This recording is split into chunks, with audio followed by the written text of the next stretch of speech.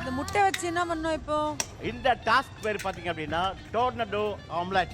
யாரு டோக்கனட் ஆம்லெட்? ஒரு nonstick pan இருக்கு.